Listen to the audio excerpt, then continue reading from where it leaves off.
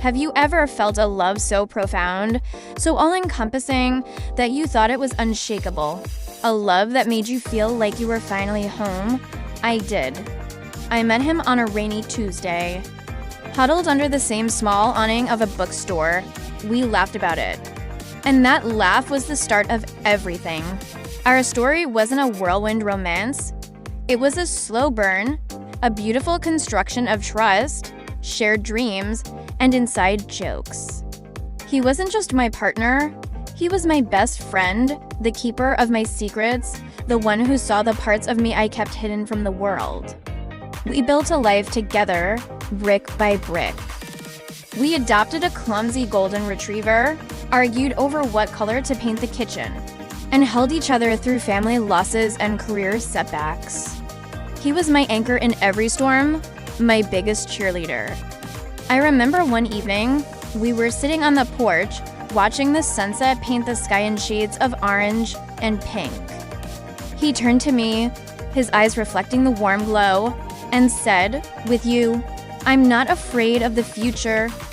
In that moment, I believed we were invincible. I believed in our forever. The betrayal, when it came, wasn't a sudden, dramatic explosion. It was a slow, creeping poison. It started with things I couldn't quite put my finger on. Late nights at the office that became more frequent. Phone calls taken in another room. His voice a hushed murmur. A new password on his laptop. When I'd ask, he'd just smile, brush my hair from my face, and tell me I was imagining things. He'd say, "You're the only one for me. You know that, right?" And because I loved him, because I trusted the man I had built a life with, I chose to believe him. I dismissed my intuition as insecurity, my gut feelings as paranoia. I told myself that our bond was stronger than my fleeting doubts. I reasoned that everyone gets busy, that stress can make people distant. I became an expert at self-deception, crafting elaborate justifications for his behavior because the alternative was too terrifying, too.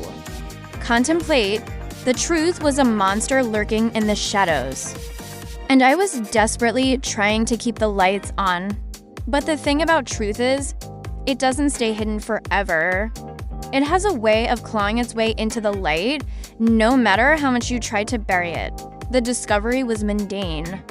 Almost insultingly simple, a receipt left in a coat pocket for a dinner I wasn't at, a hotel for. 2, there was no dramatic confrontation, no shouting match.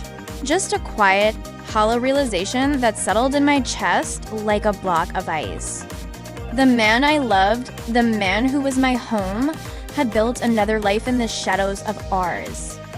The person I shared my deepest vulnerabilities with had used that knowledge not to protect me, but to more effectively deceive me. I confronted him, the evidence in my trembling hand. He didn't deny it. The composure, the easy lies, they all fell away, revealing a stranger. He confessed it had been going on for months. Months of shared laughter, of I love yous. Of plans for a future he was simultaneously building with someone else. Every memory we had, created during that time, was suddenly tainted, replayed in my mind through a new, sickening filter. Our anniversary dinner, the weekend Padres we took, the quiet nights in which she on his mind then, the pain was physical. It felt like my entire world. The reality I had so carefully constructed and cherished had been a lie. This, I realized, is the highest form of betrayal. It's not just the act itself, it's the demolition of your shared history.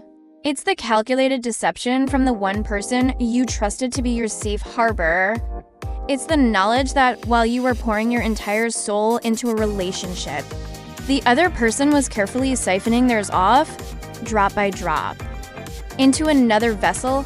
It's the violation of intimacy. The person who knew your fears used them too. Their advantage. The one who promised to protect your heart was the one who methodically broke it.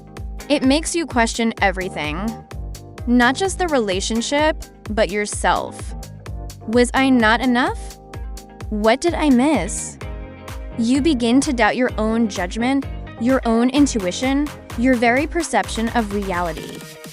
The betrayal turns your past into a field of landmines and your future into a terrifying blank canvas. The healing process is not linear. It's messy, brutal, and non-linear. It involves grieving not for the person you lost, but for the person you thought they were. It's about mourning a future that will never exist. There were days I couldn't get out of bed. The weight of the betrayal pressing down on me. There were days I was filled with a white-hot rage. And there were days when I started to see a glimmer of light. I began to reclaim myself piece by piece. I started doing things for me again. I took long walks with my dog, reconnected with old friends, and rediscovered hobbies I'd let slide. I learned to trust my own voice again, that quiet intuition I had silenced for so long. The most crucial step was forgiveness, but not for him. It was forgiveness for myself. Forgiving myself for not seeing the signs, for believing the lies, for loving someone so completely who was incapable of returning it in kind. This experience, as devastating as it was, taught me a profound lesson. The highest form of betrayal is a fire that burns your world to the ground.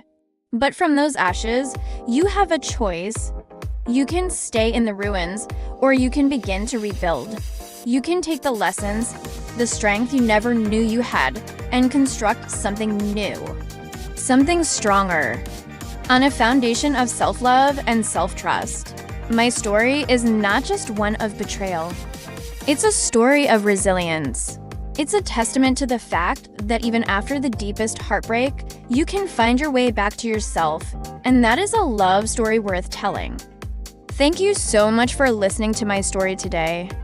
If this resonated with you, I'd be so grateful if you'd like this video and subscribe to the channel for more content. Remember, no matter what you're going through, you have the strength to rebuild. Take care.